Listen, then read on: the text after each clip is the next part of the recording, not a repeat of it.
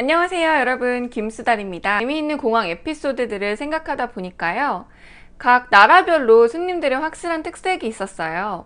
그래서 이 영상을 시작으로 각 나라별로 손님들의 특징을 모아보고 거기에 관련된 에피소드들을 재미있게 풀어드리려고 합니다. 재미있는 이야기들이 많으니까요, 많이 사랑해주세요.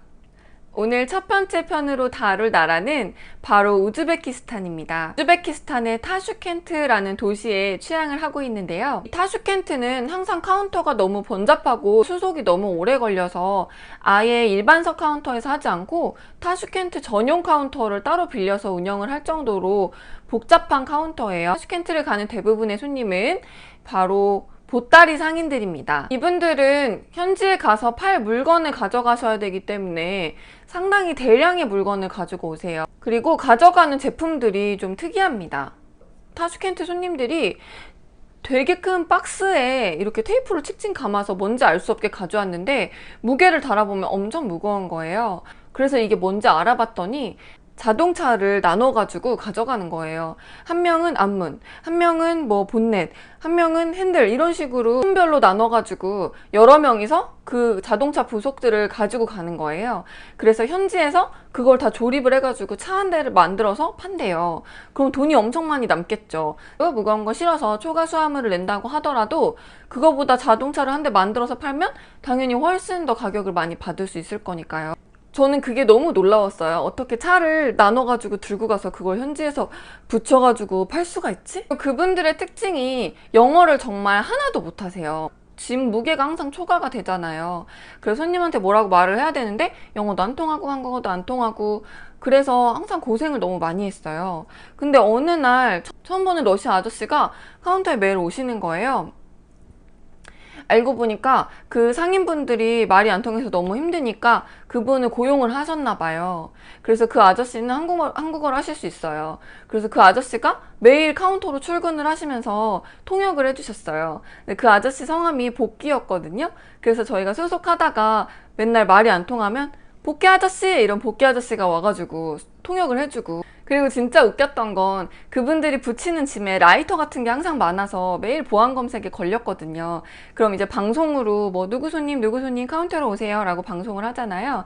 근데 그분들에게는 솔직히 방송을 해도 의미가 없어요. 못 알아들으니까. 그래서 복귀 아저씨가 그 확성기라고 하죠. 그 마이크를 구입을 하셔가지고 방송하려고 폼을 잡으면 먼저 와서 누구예요? 이렇게 물어봐요. 그럼 이렇게 이름을 못 읽으니까, 성함이 너무 길어서 못 읽으니까 보여드리면 복귀 아저씨가 보고 자기가 확성기로 뭐 김수달 라이터 걸렸어 뭐 이렇게 이런 식으로 막 러시아어로 방송을 하셨어요. 그러면 귀신같이 그분이 알아듣고 오셔가지고 라이터를 빼시고, 그래서 그 복귀 아저씨의 등장으로 인해서 타슈켄트 카운터가 한층 더 운영이 편해졌었죠. 한동안 그런 식으로 자동차를 나눠서 붙이다가 어느 나라 세관인지 문서가 와서 이렇게 자동차를 가지고 나가는 걸 금지를 해야 된다라고 연락이 왔었어요.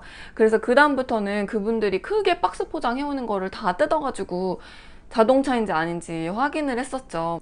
근데 나중에는 눈을 피하려고 자동차 부품을 놓고 그 위에 전기장판이나 옥장판으로 싸는 거예요. 그리고 우리한테는 이거 옥장판이다, 전기장판이다 이렇게 얘기해서 한번 뜯으면 장판만 나와서 못 알아보게 하고, 그래서 또 나중에는 그걸 알게 돼서 장판까지 다 열어서 보고. 항상 이분들은 보따리 상인이기 때문에 자주자주 항공기를 이용하시잖아요. 그래서 다들 마일리지 등급이 엄청 높았어요. 마일리지 등급이 높기 때문에 항상 정해진 무료 수화물보다 많은 양을 위탁을 하실 수가 있었거든요. 여행사에 특별히 요청을 해서 항상 추가 수화물을 승인을 받아가지고 오시는 경우가 많았어요. 결국 무료 수화물에, 마일리지 등급에서 나오는 추가 수화물에, 또 여행사에서 승인받아온 또 무료 수화물까지 추가가 되다 보니까 한 명당 60kg, 80kg 이렇게 보내시게 되더라고요. 근데 그러다 보니까 항공기 아래에 있는 그 수화물 칸이 항상 꽉 차는 거예요. 원래 다른 플라이트는 항공기 수화물 칸이 꽉 차는 경우가 저는 본 적이 없거든요. 근데 유일하게 타슈켄트 카운터만 항상 수화물 칸이 꽉 차서 나중에는 연락이 왔어요. 우리 이제 수화물 칸 꽉 차서 더 이상 수화물 못 싣는다. 만석인 경우에는 항상 손님한테 먼저 너 이 짐 여러 개 붙인 것 중에 혹시 내일 가도 되는 거 있으면 말해줘 해서 그런 거 있으면 먼저 체크를 해놓고 혹시라도 수화물 칸이 넘치면 그런 거 먼저 내리고 그 다음날 보내드리고 뭐 이런 식으로 운영을 했던 것 같아요. 그 수화물 요금 때문에 많이 문제가 됐었는데요. 20kg를 재고 택을 붙여요. 그런데 그 짐의 크기가 너무 크기 때문에 우리 일반 카운터에서 넣을 수가 없어요. 그래서 저 끝에 보면은 대형 수화물 카운터라고 사이즈가 큰 수화물 전용 카운터가 마련돼 있거든요. 그래서 그분들이 무게만 여기서 재고 택을 붙이고 거기에 옮겨서 거기서 이제 수화물을 보내게 되는데 가는 길에 다른 무거운 걸 붙여가지고 테이프로 칭칭 감는 거예요. 그리고 대형 수화물 카운터에서는 택이 붙어 있으니까 이미 검사 맡았구나 하고 그냥 넣어주게 되는 거예요. 수속할 때는 20kg였는데 실제로 밑에 내려간 거는 막 40kg가 돼 있고 이러는 거예요. 그럼 그분은 무료로 20kg를 더 붙이게 되는 거잖아요. 그래서 이런 꼼수도 또 우리가 알게 돼서 나중에는 그 수화물 택에다가 킬로그램도 크게 적어줬어요. 대형 수화물 카운터에서 구분할 수 있게끔 20kg 이렇게 빨갛게 크게 써가지고 그 대형 수화물 카운터에도 말씀을 드려서부터는 또 그 꼼수가 안 통하게 됐죠. 타슈켄트 카운터가 이렇게 복잡하고 대형 수화물도 많고 초과 수화물도 많고 하기 때문에 직원들이 좀 기피하는 그런 카운터였어요. 거의 신입 직원이나 아니면 다른 부서에서 발령 온 전입 직원들을 위주로 타슈켄트 카운터에 많이 보냈었죠. 저도 처음에 인천공항에 발령 받았을 때 가자마자 타슈켄트 카운터로 많이 갔었는데요. 처음에는 뭣도 모르고 갔는데 이제 한번 갔다 와서 너무 힘들어서 다시는 안 가고 싶다 이렇게 생각했던 기억이 나네요. 타슈켄트 카운터 업무를 하면서 좋았던 점은 오실 때 항상 체리를 한 바구니씩 가지고 오는 거예요. 원래 검역에서 걸려야 되는데 어떻게 가져왔는지 모르겠어요.